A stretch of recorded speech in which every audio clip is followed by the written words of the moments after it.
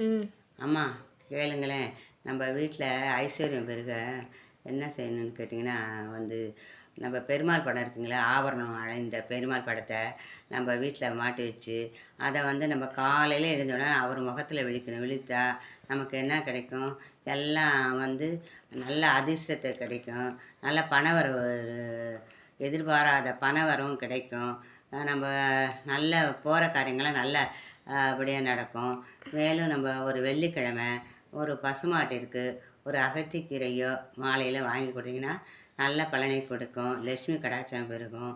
அப்புறம் நம்ம பூஜை அறையில் இந்த பேர் சொல்லாதன்னு சொல்லுவாங்க இல்லைங்களா, 2 வசம்பை வாங்கி வச்சு தூப தீபம் காட்டி அதை 2 நாள் அந்த பூஜை அறையில் வச்சிருந்து, பிறகு என்ன செய்யணுன்னா அந்த நெய் தீபம் ஏற்றி அதில் ஒரு காமாட்சிகளுக்கு நெய்யை ஊற்றி தீபம் ஏற்றி ஒரு வசம்பை எடுத்து அதில் தீயில கருக்கி அந்த கருகின இதை எடுத்து நம்ம நெற்றியில் தினமும் வைத்துட்டு வந்தால் சகல ஐஸ்வர்யங்களும் பெருகும். பணம் தட்டுப்பாடே இருக்காது. நமக்கு வந்து பணம் வந்து கொண்டே இருக்கும். இன்னொன்றை நம்ம பணம் இருக்கும் இடத்துல அந்த வசம்பை வச்சிடணும். அப்போ வச்சிட்டோம்னா பணம் மேலும் மேலும் பெருகிக்கிட்டே இருக்கும். நமக்கு எந்த வறுமையில் இருந்தால் கூட அந்த வறுமையெல்லாம் நீங்கிடும். லட்சுமி கடாட்சமும் உண்டாகும். நமக்கு எல்லா சௌகரியம் கிடைக்கும். நல்லதே நினைங்க, நல்லதே நடக்கும்.